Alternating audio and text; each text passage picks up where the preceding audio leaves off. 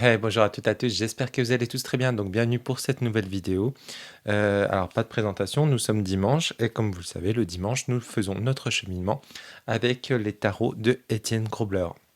Je m'excuse, la semaine dernière, j'ai oublié de vous prévenir que je ne pouvais pas faire la vidéo car j'étais avec des amis. Euh, on s'était réunis parce que ça faisait un an qu'on avait perdu une de mes meilleures amies. Et donc, on s'était retrouvés tous ensemble dimanche dernier. Et c'est vrai que j'avais oublié de vous prévenir qu'il n'y aurait pas de vidéo. Donc, pour m'excuser, du coup, donc on tirera une carte de l'oracle de Étienne et on tirera une carte en plus de l'oracle initiatique de Marie-Madeleine que j'aime beaucoup. Donc voilà, pour ceux et celles qui découvrent du coup les vidéos, je refais un petit récap. Chaque semaine, chaque dimanche, nous tirons une carte des jeux de Étienne Grobler. Donc soit de la Vierge Noire, soit de Marie, ou soit de la Vierge, ou soit de Marie-Madeleine. Donc il y a 15 jours, nous avions tiré celle-ci qui était sur mon hôtel. Donc voilà. Et donc là, aujourd'hui, nous allons tirer donc celui de Marie-Madeleine. Allez, c'est parti, on va aller regarder tout ça. J'ai oublié de vous dire, euh, hop, ça, c'est vrai qu'à Sainte-Baume, je l'avais trouvé cette petite huile, et du coup, je l'avais pas mis exprès aujourd'hui, parce que je voulais la mettre avec vous. C'est une huile que j'avais achetée du coup à Sainte-Baume. Donc quand je fais mes tirages, hop, ou un petit rituel, je mets une petite goutte sur un poignet, ça sent ultra bon. Ça a été fait à Jérusalem, voilà, hop là. Donc vous voyez, bon, ça m'a mis deux petites gouttes, je fais comme ça, et l'odeur est exquise. Donc avant, de toute façon, j'ai purifié mes mains avec ma brume que je fabrique, toujours. Et pareil, avant du coup que j'allume la vidéo, donc je fais un petit coup donc avec ceci. Donc comme vous savez, je travaille avec le tissage, et donc c'est pour faire bouger un peu les énergies, les réveiller, et aussi les purifier. Allez, c'est parti, on va tirer une carte. Je le rappelle pour ceux et celles qui découvrent les vidéos, le but aussi de ces vidéos, c'est aussi de découvrir les jeux de Étienne. Oh, on a celle-ci qui s'est retournée directement. Donc, oh, j'en ai même deux. Et bah du coup, on a eu un petit message. Bah, je pense pas qu'on tirera celle-ci du coup, parce que là, je vois qu'on en a tiré deux. Et ben, on va garder les deux. C'est la première fois que je tire deux cartes des jeux de Étienne. Oh, on a l'As de Mire et le 2 de Calice. Regardez-moi comme elles sont belles. Oh, je les trouve trop belles. Puis alors, l'odeur de l'huile là, vous n'êtes pas à côté, mais alors, si vous pourriez sentir, ça sent trop bon. Attendez, je vais mettre comme ça. Et bah du coup, on va aller tirer tout ça. Alors, hop, je prends mon gros livre où il y a toutes les traductions de Étienne, que mince, j'ai perdu son prénom. Régine, pardon. Régine de la chaîne Énergie. Donc, pour ceux et celles qui ne la connaissaient, si vous ne la connaissez pas, allez la voir directement. Elle a une chaîne qui s'appelle Énergie. C'est magnifique ce qu'elle fait, ce qu'elle dit. J'adore l'écouter. Elle a fait une vidéo récemment. Là, j'ai pas eu le temps encore d'aller la voir. Donc, j'ai hâte d'aller la voir. Donc là, on va déjà aller voir l'As de Mire. Alors, je vous zoome bien pour que vous puissiez bien profiter des illustrations. Donc c'est le vase d'onction. Ah bah justement, on parlait d'onction, vous voyez, j'ai utilisé moi l'huile qui a été faite. Hop, il n'y a pas de hasard. Allez, je vais vous lire ça. Elle est le vase de baptême que contenait l'huile d'onction. L'onction, l'huile est la plus élevée que l'immersion dans l'eau. Nous sommes loin du crème du corps. La Vierge Marie et Marie-Madeleine sont toutes deux appelées le vase de baptême.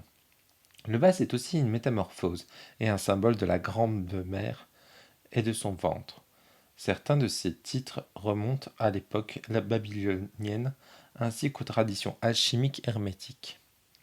2 jours. C'était la fête de la Pâque et des pains dans le levain, sans le levain. Et étant à Béthanie, dans la maison de Simon le lépreux, alors qu'il était à table, une femme vint avec une boîte d'albâtre remplie de ongues de nard très précieux. Elle le brisa la boîte et la versa sur sa tête. Et Jésus dit, elle a fait ce qu'elle pouvait. Elle est venue en avance pour oindre mon corps avant l'ensevelissement. Dans le monde entier, on parla aussi de ce qu'elle a fait en mémoire d'elle.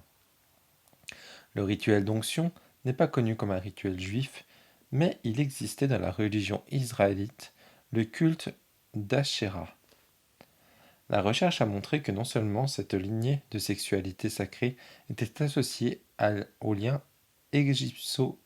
égypto-chrétien à travers le culte d'Isis et d'Osiris, mais qu'elle faisait également partie de la tradition de la sexualité sacrée au sein de la religion israélite qui peut être attribuée au culte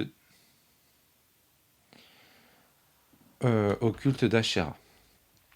Le pot de Marie, contenant l'ongle, est décrit comme albastron en grec, ce qui signifie une fiole ou une croix.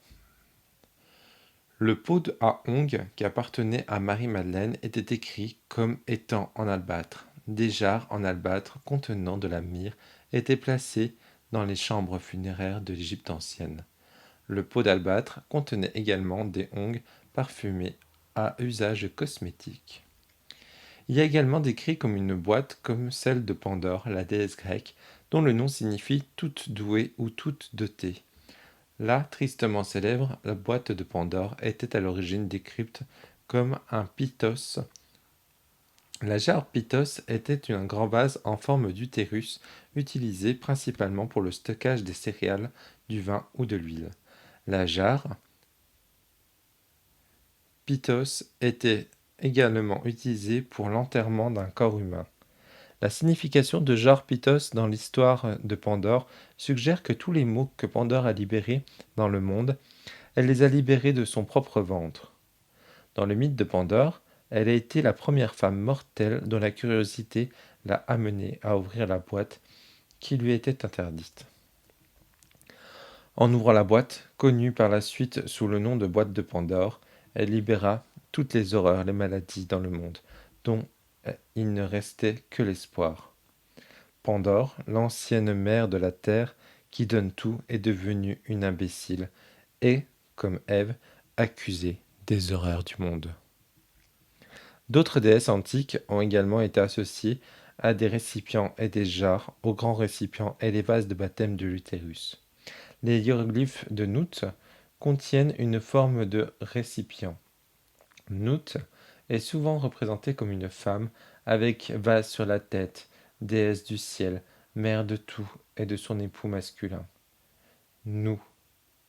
Elle représente les eaux primitives de l'abîme d'où jaillit la vie. Nout représentait également les eaux dans le ciel. Grand conteneur, elle contient toute la vie en elle-même, ainsi les cycles de la vie et de la mort, du jour et de la nuit. Elle personnifiait la chambre funéraire avalant le soleil, le dieu Ra et son fils, la nuit et la faisant renaître le matin. Elle était souvent représentée à l'intérieur des cercueils et des plafonds de la chambre funéraire protégeant les défunts tout au long des voyages, dont dans le monde souterrain. Donc voilà par rapport à ce vase d'onction. Donc là, on va nous proposer beaucoup la créativité, l'étincelle de créativité, la nouvelle vie, la floraison. Donc c'est vraiment des choses inspirantes en fait qu'on va nous dire par rapport à cet as de myrrhe. Et après, donc, nous avons la carte du 2. Alors, je vais, hop, le 2 de calice.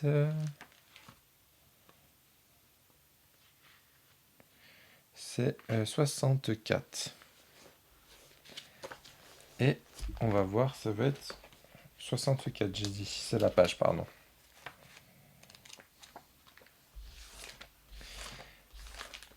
Euh, 63, 64. Ah non, c'est la tour, pardon, pas le 2. Qu'est-ce que je dis, moi? Excusez-moi. Ah bah du coup, c'est la tour, en fait.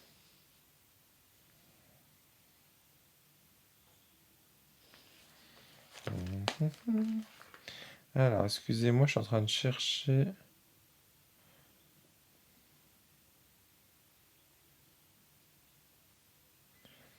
Ah non, c'est le temple. C'est 88, pardon.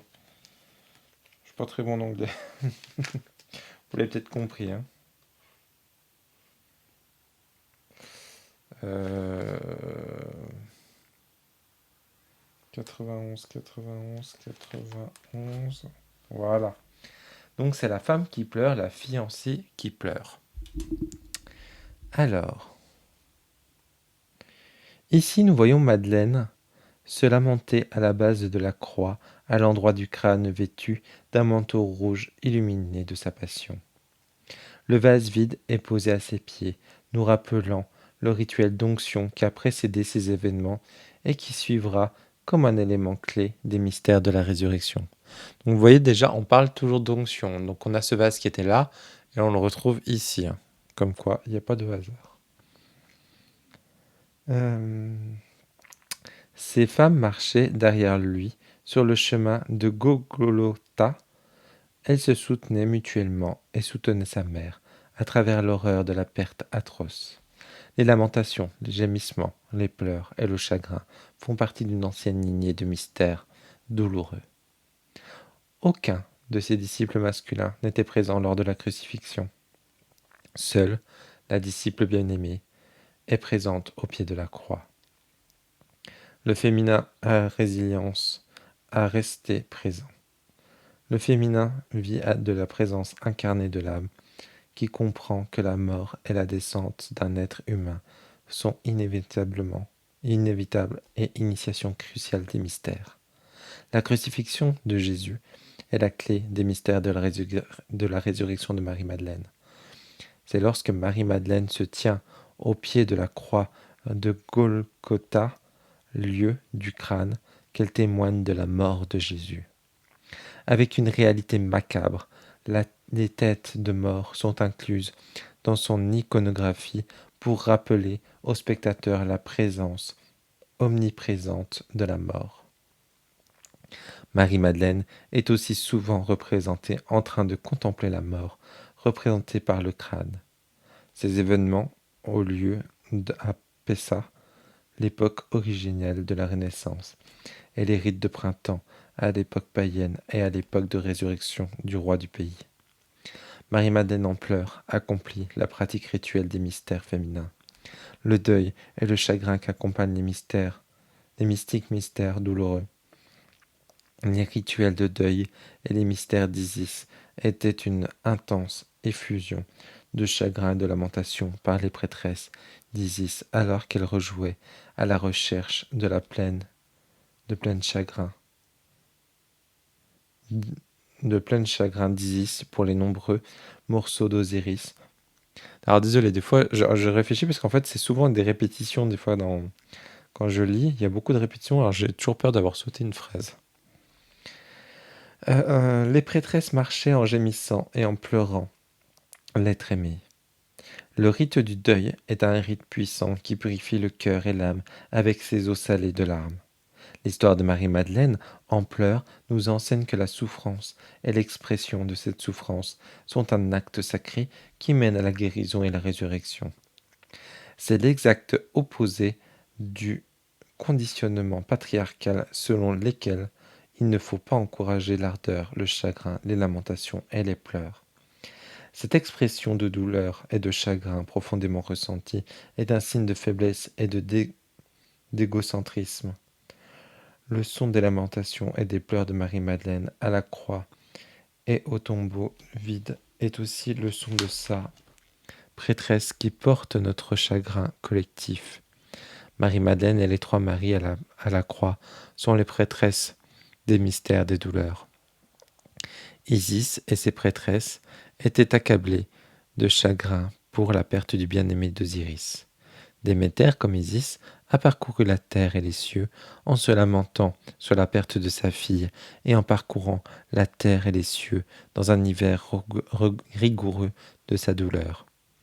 Inanna, reine du temple de Sumer, se lamentait chaque année de la perte de son bien-aimé Dumézil et les prêtresses reconstituaient rituellement la souffrance et la douleur, arrachant les vêtements et les laissant pendre leurs cheveux.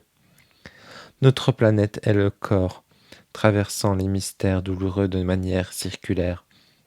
Alors que la Terre change et bouge, nous sommes confrontés à la perte de ceux que nous aimons, à la perte de la magie, à la perte du mode de vie. Le deuil consiste à s'abandonner au voyage dans le monde souterrain, et c'est le mystère sacré de l'amour attristé qui alimente la résurrection. Les mystères douloureux sont des chemins féminins descendants de l'amour. C'est un chemin spirituel, un sentiment profond d'empathie et de compassion, incroyable, vécu et incarné dans chaque cellule du corps. L'opposé du détachement et de la souffrance est du témoignage, des sentiments, des êtres vivants, des créatures vivantes et de leur souffrance. C'est un chemin puissant pour ramener l'âme et la magie dans ce monde grâce à l'alchimie de l'amour. Le passage à travers le monde souterrain est le lieu de transformation, la guérison et de la plénitude réparatrice au lieu. C'est là que nous nous souvenons, que nous nous libérons et nous récupérons. Il faut beaucoup de courage pour traverser consciemment le monde souterrain et courage encore plus grand pour choisir d'entrer dans le passage sombre avec l'intention de permettre à ce qui ne sert plus de mourir. Les larmes salées de Marie-Madeleine, l'épouse qui se lamente, ont un puissant pouvoir de guérison et de transformation. Le sel des larmes possède des propriétés alchimiques et fait également partie intégrante de la purification et de la transformation de la Kundalini ou du Saint-Esprit. Aujourd'hui, beaucoup se souviennent et racontent l'histoire magique de Marie-Madeleine, prêtresse de l'amour. J'entends un profond appel collectif de chagrin, appelant la Madeleine, la Vierge rouge, prêtresse de la douleur et du chagrin, une lamentation pour nous envelopper dans un manteau de présence, incarné pour marcher avec ceux qui sanglotent, se lamentant et se languissant des pertes de l'humanité. J'entends notre propre chagrin et l'appel à Madeleine, qui se lamente et qui a appelé la femme en pleurs. Donc voilà, ces magnifiques textes de Étienne Grobler, traduit bien sûr par Régine. Je trouvais, quand je lisais ces textes, je pense que là, ces deux cartes-là, elles ne font pas référence, je pense, spécialement pour notre semaine à nous, mais plutôt, j'avais l'impression que c'était plutôt un message un peu universel, avec les temps qui courent en ce moment. Et comme on nous l'a bien expliqué dans les textes, on nous parle beaucoup de souffrances, d'épreuves qui sont très très dures, et on y passe tous à ces épreuves. Et ça peut être compliqué des fois. Mais il faut se dire que, voilà, il faut passer ces actes peut-être douloureux, peut-être de perte. Vous voyez, je vous parlais de la perte d'une de mes amies l'année dernière. Enfin, j'ai perdu même 2 amis l'année dernière, en 4 mois d'intervalle. Moi, j'ai envie de vous dire, profitons-en, essayons de voir le bon côté des choses. Certes, des fois, on a des coups pas de chance qui arrivent dans notre vie. Essayons de prendre le côté positif. Et même si on doit passer par des périodes sombres de notre vie, dites-vous qu'on doit y passer, mais c'est pour en faire ressortir encore plus de lumière. Donc voilà mon petit message personnel à moi. Eh bien écoutez, je vous souhaite à toutes et à tous un très bon dimanche. Je vous dis à très bientôt pour une prochaine vidéo. Ciao, ciao.